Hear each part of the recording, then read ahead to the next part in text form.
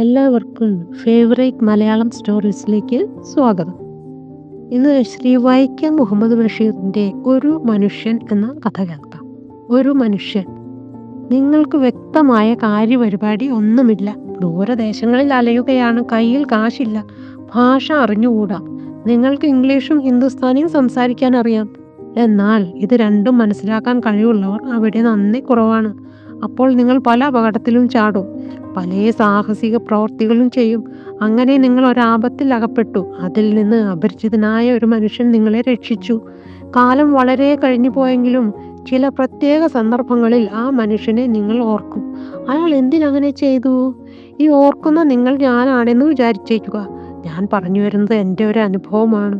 ഞാൻ ഉൾപ്പെടെയുള്ള മനുഷ്യവർഗത്തെപ്പറ്റി ഏതാണ്ട് അവ്യക്തമായ ഒരു അറിവ് എനിക്കുണ്ട്. എൻ്റെ ചുറ്റുമുള്ളവരിൽ നല്ലവരുണ്ട്, മഹാക്രൂരന്മാരും കള്ളന്മാരുമുണ്ട്, സാംക്രമിക രോഗമുള്ളവരുണ്ട്, ഭ്രാന്തന്മാരുണ്ട്. പൊതുവിൽ എപ്പോഴും നല്ല ജാഗ്രതയോടെ ജീവിക്കണം. തിന്മയാണ് ഈ ലോകത്തിൽ അധികവും. എന്നാൽ ഇത് നമ്മൾ മറന്നുപോകും. അപകടം പറ്റിക്കഴിയുമ്പോഴാണ് നമുക്ക് ബോധമുണ്ടാവുക. ഞാൻ ആ വളരെ വളരെ പഴയ കൗതുകമുള്ള നിസ്സാര സംഭവം ഇവിടെ പറയാം. ഇവിടെ നിന്ന് ഏതാണ്ട് ഒരു 1500 2500 മൈൽ ദൂരെ പർവ്വതനിരകളുടെ താഴ്വരയിലുള്ള ഒരു വലിയ നഗരം.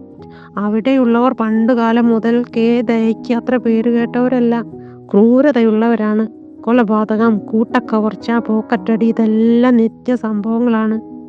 പരമ്പരയായി അവിടെയുള്ളവർ പട്ടാളക്കാരാണ്. ബാക്കിയുള്ളവർ ദൂരെ പുറം രാജ്യങ്ങളിൽ പണം പലിശയ്ക്ക് കൊടുക്കുന്നവരായും മില്ലുകൾ, വലിയ ഓഫീസുകൾ, ബാങ്കുകൾ മുതലായവയുടെ ഗേറ്റ് കീപ്പർമാരായും കഴിയുന്നു. പണം അവിടെയും വലിയ കാര്യമാണ്. അതിനുവേണ്ടി എന്തും ചെയ്യും, ആരെയും കൊല്ലും. ഞാൻ അവിടെ ഒരു വൃത്തികെട്ട തെരുവിൽ വളരെ വൃത്തികെട്ടതും വളരെ ചെറിയതുമായ ഒരു മുറിയിൽ താമസിക്കുകയാണ്. ഉദ്യോഗമുണ്ട്. രാത്രി 9:30 മണി മുതൽ 11 മണി വരെ. കുറേ വിദേശികളായ തൊഴിലാളികളെ ഇംഗ്ലീഷ് പഠിപ്പിക്കുക. അഡ്രസ്സ് എഴുതാൻ മാത്രമാണ്. ഈ അഡ്രസ്സ് എഴുതാൻ പഠിക്കലും അവിടെ വലിയൊരു വിദ്യാഭ്യാസമാണ്. പോസ്റ്റ് ഓഫീസുകളിൽ ഈ അഡ്രസ്സ് എഴുത്തുകാരെ കാണാം. അവർക്ക് ഒരു അഡ്രസ്സിന് 1/4 രൂപ മുതൽ 1/2 രൂപ വരെ ഫീസാണ്. അതിൽ നിന്ന് രക്ഷ നേടാനും വേണ്ടി വന്നാൽ വല്ലതും ചുളിവിൽ സമ്പാദിക്കുവാനുമാണ് ഈ അഡ്രസ് വിദ്യാഭ്യാസം. ആ കാലത്ത് ഞാൻ പകൽ 4 മണിക്കേ ഉണരൂ. ഇത് വേറെ ചിലത് ലാഭിക്കാനാണ്. കാലത്തെ ചായ, ഉച്ചയ്ക്ക് ഊണ്. അങ്ങനെ പതിവ് പോലെ ഞാൻ 4 മണിക്ക് ഉണർന്നു. ദിനകൃത്യങ്ങളെല്ലാം ചെയ്ത് ഊണും ചായയും കഴിക്കാൻ വേണ്ടി ഞാൻ പുറത്തേക്ക് ഇറങ്ങി. ഇറക്കം ഫുൾ സ്യൂട്ടിലാണെന്ന് വിചാരിക്കണം. എൻ്റെ കോട്ട് പോക്കറ്റിൽ ഒരു പേഴ്സ് ഉണ്ട്. അതിൽ 14 രൂപയുണ്ട്. അതാണ് എൻ്റെ ജീവിതത്തിൽ ആകെ സ്വത്ത്. ഞാൻ ജനക്കൂട്ടത്തിനിടയിലൂടെ തിക്കി തിരക്കി ഒരു ഹോട്ടലിൽ കയറി. ഊണ് എന്ന് പറഞ്ഞാൽ വയറ് നിറയെ ചപ്പാത്തിയും ഇറച്ചിയും തിന്നു. ഒരു ചായയും കുടിച്ചു.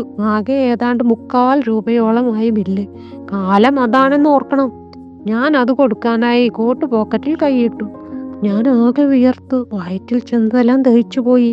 എന്താണെന്ന് വെച്ചാൽ കോട്ട് പോക്കറ്റിൽ പേഴ്സില്ല. ഞാൻ വിഷമത്തോടെ പറഞ്ഞു, എൻ്റെ പേഴ്സ് ആരോ പോക്കറ്റടിച്ചു.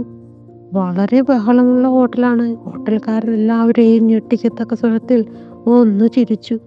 എന്നിട്ട് എൻ്റെ കോട്ടിൽ നെഞ്ചത്തായി പിടിച്ച് എന്നെ ഒന്ന് കുലുക്കിയിട്ട് പറഞ്ഞു, ഇതിവിടെ ചെലവാകാൻ ഉദ്ദേശിക്കല്ലേ, പണം വെച്ചിട്ട് പോ, നിന്റെ കണ്ണ് ഞാൻ ചുരന്നെടുക്കും. അല്ലെങ്കിൽ ഞാൻ സദസ്സിലേക്ക് നോക്കി. ദയുള്ള ഒരു മുഖവും ഞാൻ കണ്ടില്ല. വിശന്ന ചെന്നായ്ക്കളെ പോലുള്ള നോട്ടം.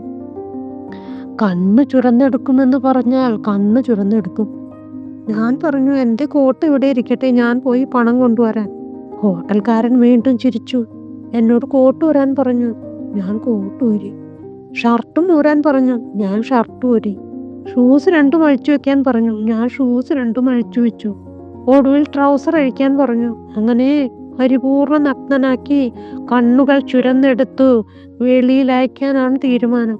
ഞാൻ പറഞ്ഞു, അടിയിലൊന്നുമില്ല. എല്ലാവരും ചിരിച്ചു. ഹോട്ടൽക്കാരൻ പറഞ്ഞു, എനിക്ക് സംശയമാണ്, അടിയിൽ എന്തെങ്കിലും കാണും. ഒരു 50കാരൻ ക്രൂരമായ ചിരിയോടെ പറഞ്ഞു, അടിയിൽ എന്തെങ്കിലും കാണും. എൻ്റെ കൈകൾ അനങ്ങുന്നില്ല. ഞാൻ ഭാവനയിൽ കണ്ടു. 2 കണ്ണുമില്ലാത്ത നഗ്നനായ ഒരുവൻ ബഹളത്തിനിടയിൽ തെരുവിൽ നിൽക്കുന്നു. അങ്ങനെ ജീവിതം അവസാനിക്കുകയാണ്.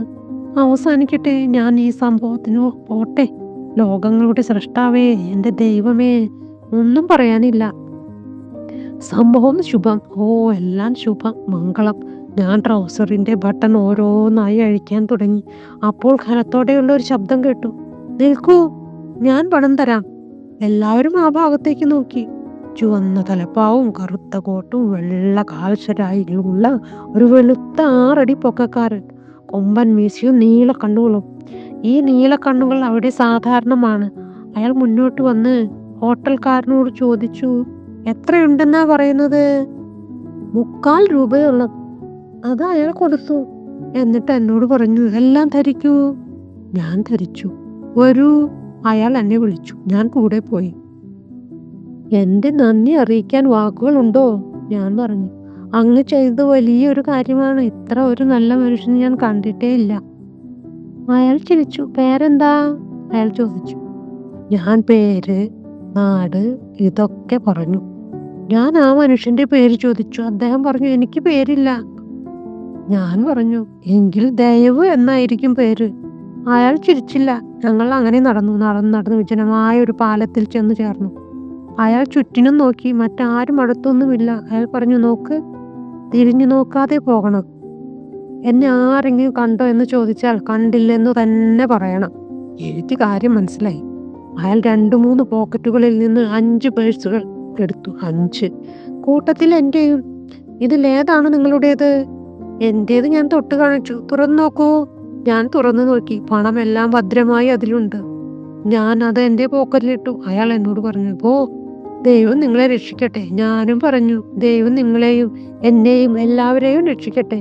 മംഗളം, ശുഭം.